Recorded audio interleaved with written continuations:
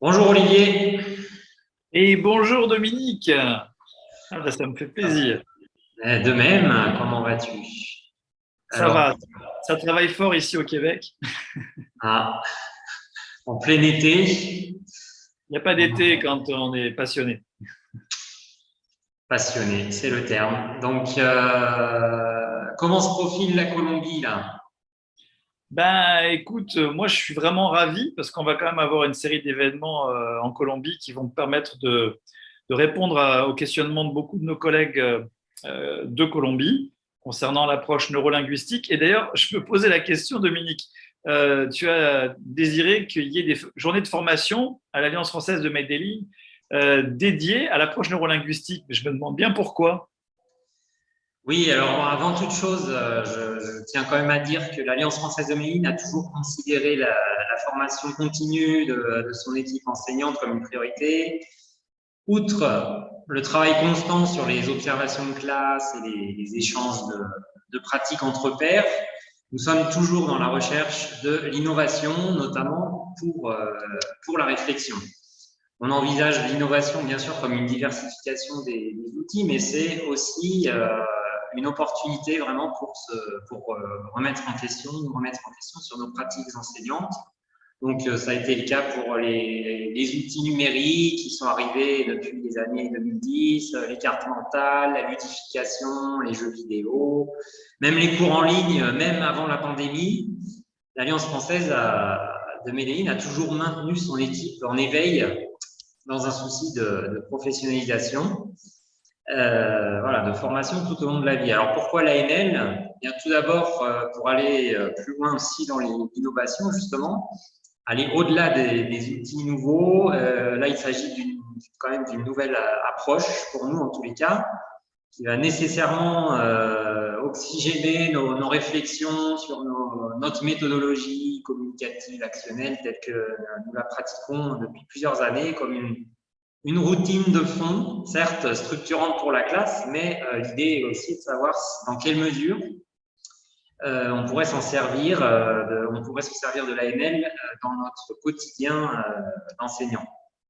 Une autre raison, c'est de pouvoir offrir ce qui, bon, de nos jours, semble-t-il, est devenu un luxe, c'est du temps.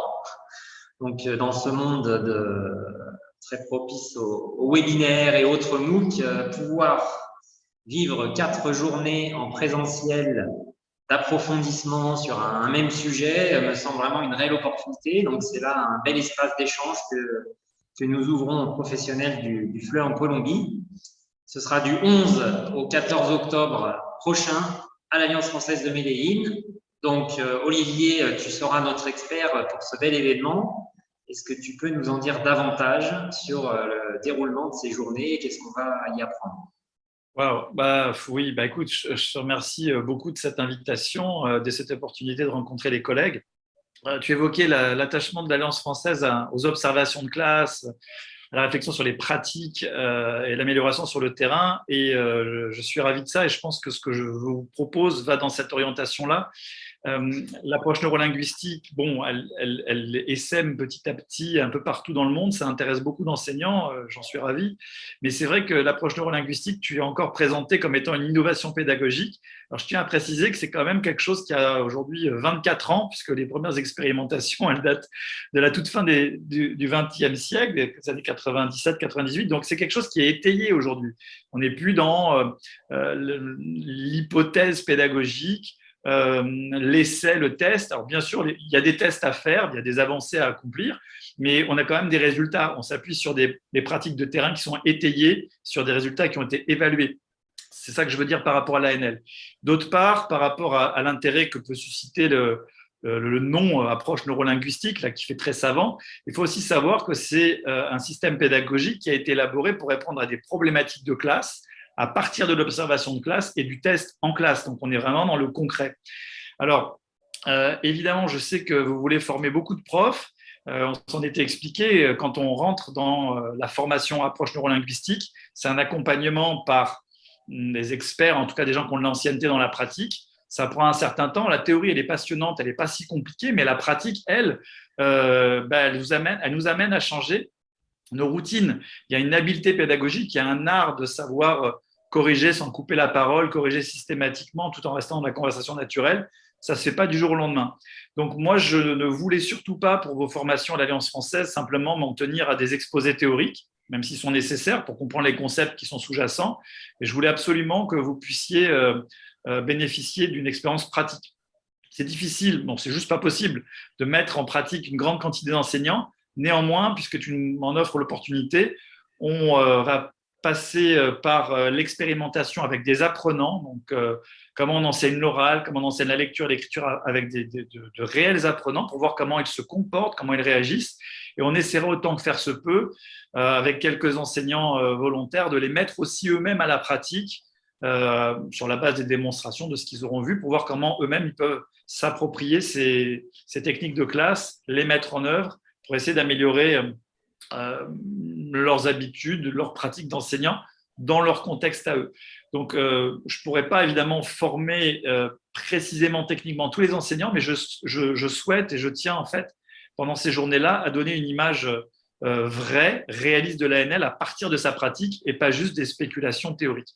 Voilà ce qu'on va faire sur ces 4 jours. C'est pour ça qu'on avait besoin aussi d'un certain temps. On ne peut pas changer les pratiques de classe en 1 heure d'exposé, même en 2 fois 1 heure d'exposé. Il faut prendre le temps de mettre en classe ce dont on parle pour montrer que ça marche et montrer comment ça marche.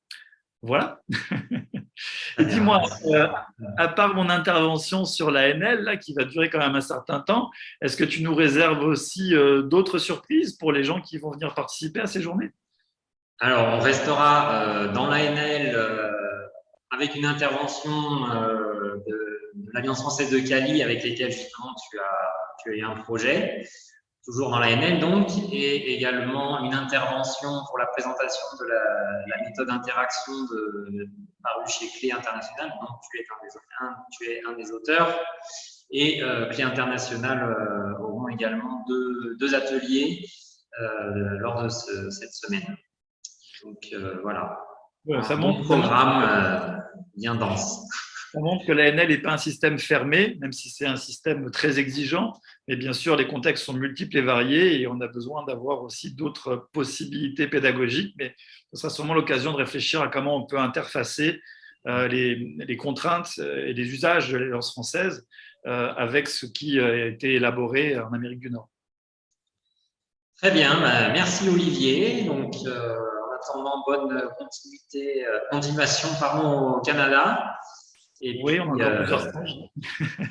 À très bientôt en Colombie. Merci. À bientôt. Au revoir.